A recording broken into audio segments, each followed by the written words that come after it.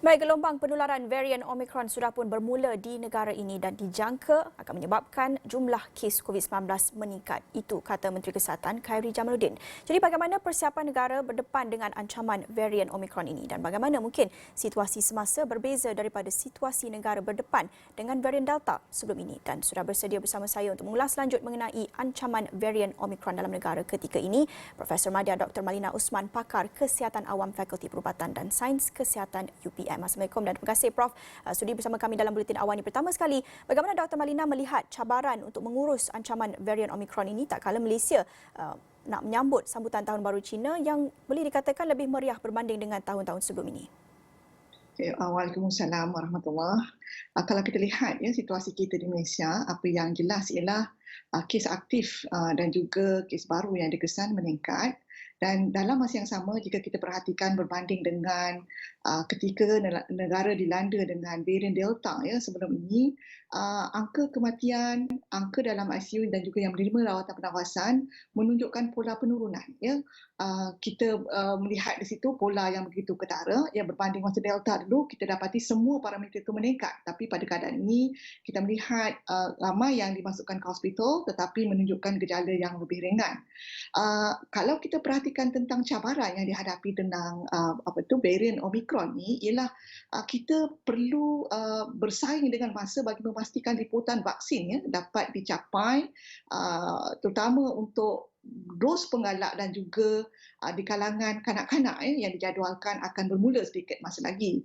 Mereka ini perlu divaksin secepat yang mungkin bagi membolehkan sebahagian besar daripada kita populasi di Malaysia divaksin, menerima sama ada dos penggalak ataupun di kalangan kanak-kanak yang pada ketika ini masih belum lagi divaksin. Sebab di sini kita lihat bahawa individu-individu berkenaan berisiko untuk mendapat jangkitan dan kita harap keadaan-keadaan seperti yang berlaku seperti yang ditunjukkan di Amerika Syarikat, yang mana mereka yang belum divaksin kebanyakannya membentuk proportion ataupun kadar yang tinggi di kalangan yang meninggal dunia dan juga yang ditempatkan dalam ICU.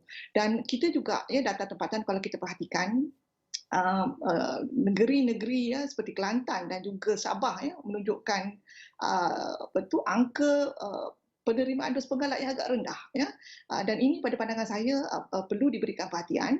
Dan kalau kita berikan contoh di Sarawak sebagai contoh, satu ketika dulu ramai yang dimasukkan ke dalam hospital menerima rawatan ICU dan selepas diberikan dos penggalak dan dilaksanakan PRN, kita dapat mengekang penularan wabak pada ketika itu. Jadi kita harap dari segi pelaksanaan dos penggalak dan juga mereka yang perlu menerima vaksin ini dapat dilaksanakan dengan cepat.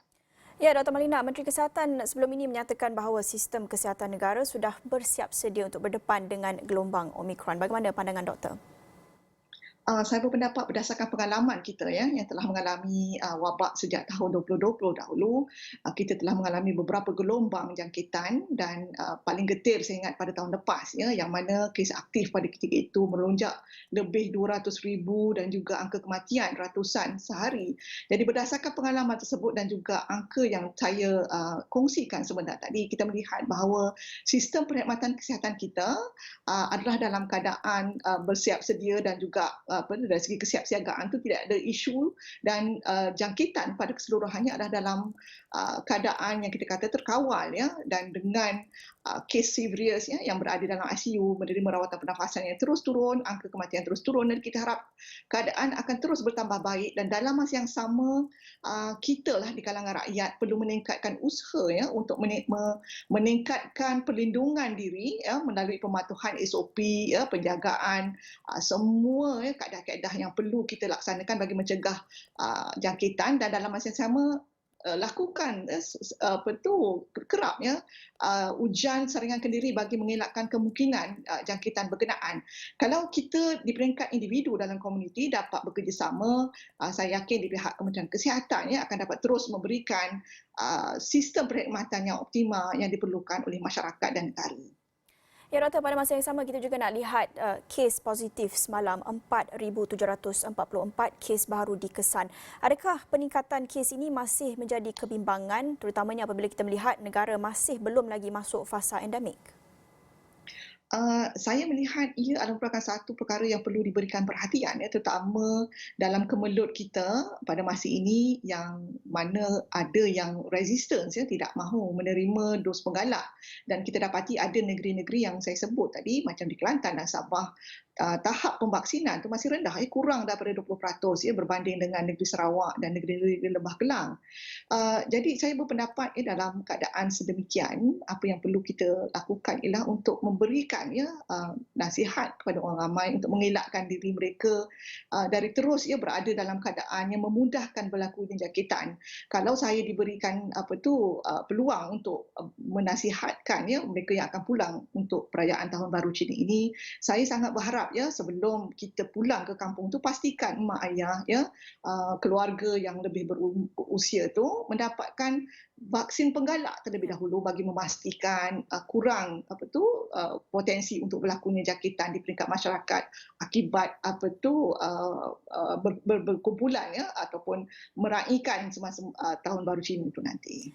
Ya, akhir sekali Doktor, tadi kita bercakap mengenai sambutan Tahun Baru Cina, tapi kita juga nak menyentuh sedikit mengenai keputusan Kabinet semalam yang membenarkan semula ibadah umrah bermula 8 Februari ini. Kalau kita nak lihat kepada kes import, terutamanya kes varian Omicron yang diimport masuk ke negara, adakah Doktor melihat negara sudah bersedia untuk membenarkan perjalanan keluar masuk dari Arab Saudi? Saya berpendapat keputusan kerajaan itu telah mengambil kira situasi global semasa, terutama di negara Arab Saudi dan juga keadaan-keadaan lain, terutama parameter pengawalan wabak.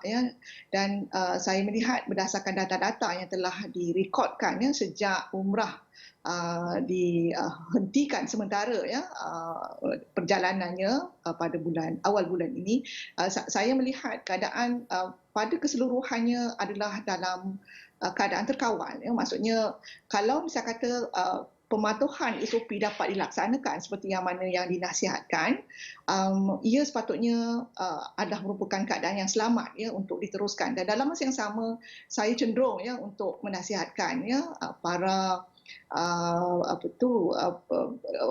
yang akan menunaikan umrah untuk mendapatkan dos penggalak lah. Itu yang lebih baik selain daripada langkah-langkah yang telah digariskan oleh Kementerian Kesihatan.